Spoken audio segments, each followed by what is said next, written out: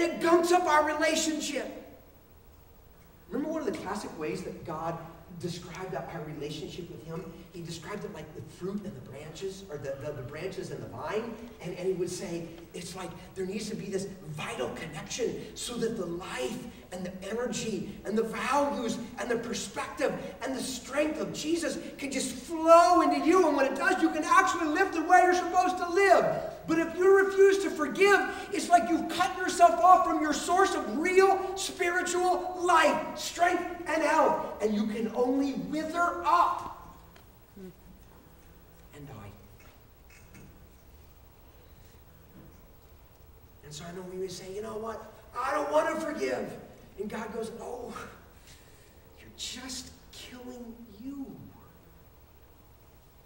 And you're cutting yourself off from the very strength you need to be able to live life well.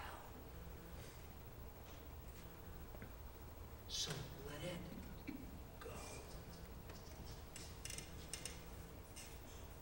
For others, our problem might not be, I don't want to forgive. We have a different objection. You know what ours is? I can't forgive. I've tried. I knew I was supposed to. I wanted to do it. I tried, but I can't do it. I can't get it done. And if you fall into that category, then maybe it's not so much motivation you need as just instruction. How do we actually forgive? I mean in real life, where you have to live and I have to live with everything else going on. How do we actually do this forgiveness thing? Let me try to take the last few minutes and boil down as best I can kind of a practical synopsis of what you and I actually need to do in order to practice forgiveness.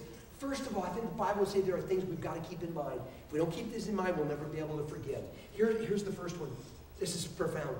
Remember, you're a forgiven person. See, when we stop remembering that we have been forgiven, then we stop becoming a person who can forgive.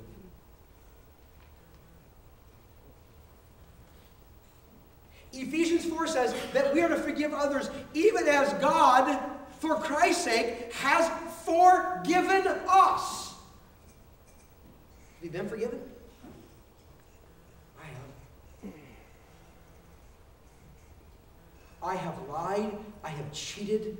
I stole, I have lusted, I have done unloving things, I have said damaging words, I have committed so many crimes, and I deserve to spend eternity separated from God in a lake of fire. I deserve that for what I have done, but God forgave me.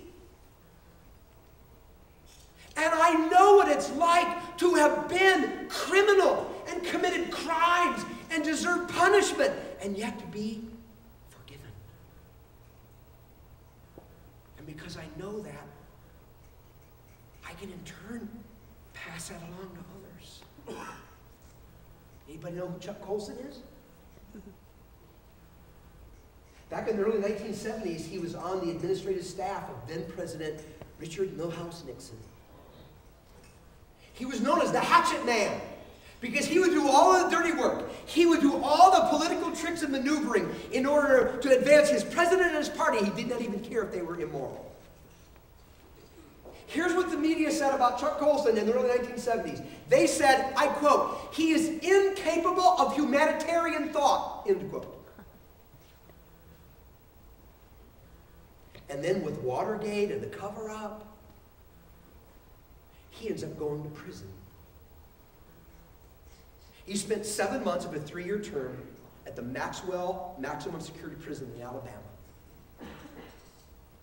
And throughout that ordeal, he did come into a personal relationship with God that continues actively throughout the course of this day. But when he left prison, he was totally changed.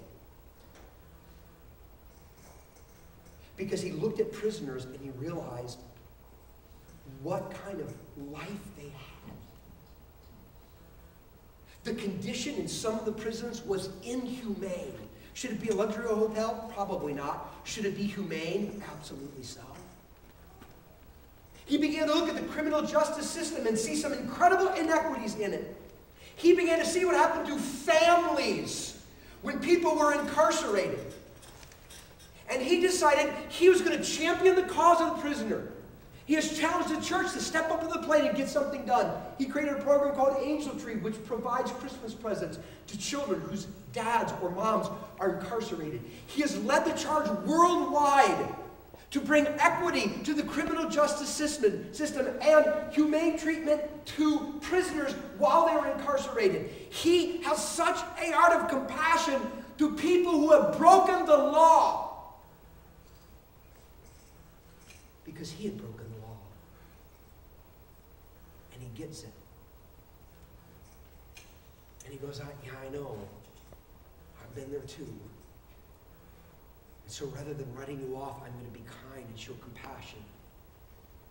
And in a sense, that's what God says of it all. If we have truly been forgiven, we should know what a wonderful feeling that is. And when we look at anybody else, including those who have wronged us, it's just another criminal just like us, just as much in need of compassion as we were. And the moment we forget how much we were forgiven of, we stop being a forgiving person. You know what else we need to keep in mind? That you do it for Jesus, not because the person is deserving. Ephesians 4 says we are forgiven just like God, because of Jesus, forgave us. You know why God forgave me? He didn't look down and say, Dave, you are so deserving of forgiveness. You know what? You've been trying to do some good things, Dave. And you've tried to do enough of them that, you know what, I've decided you now merit forgiveness. That's not why I was forgiven. If I was waiting for that, I'd still be waiting, and it would never happen. God said, because of Jesus, Dave, I'm going to forgive you. And then God comes to you and me and says, because of Jesus, I want you to forgive them. I want you to do it for him. And if you think he is worthy and he is good, then do this one for Jesus. Please. And you know what else we need to keep in mind? That the ones who wronged you, that person was largely ignorant of what they were doing.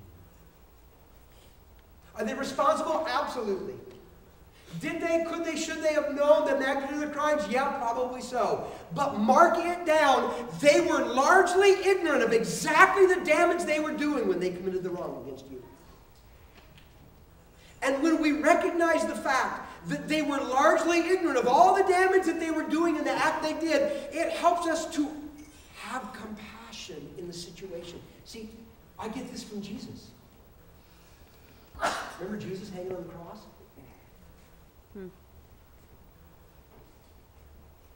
Father, forgive them, they... Can anybody complete that sentence for me?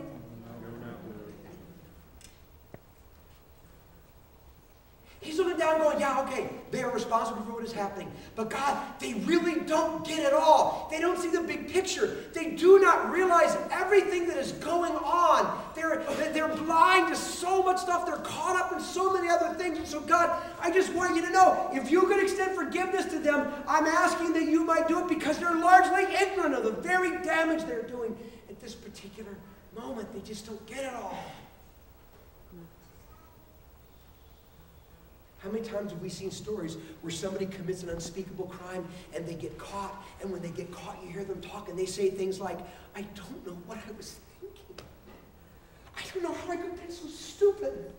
I knew better than to do it, but I just didn't realize all that was going on. How many times have we seen that play out? It's like we just get blinded, we just get caught up, and we do things that in our saner moments we never would have done. And if we would just keep in mind that we're forgiven people, if we would keep in mind that we're doing this one for Jesus, because it's what he wants us to do, if we'll keep in mind that the one who wronged us was largely ignorant of a lot of what they were doing, that will help us walk through the forgiveness process. And how do you walk through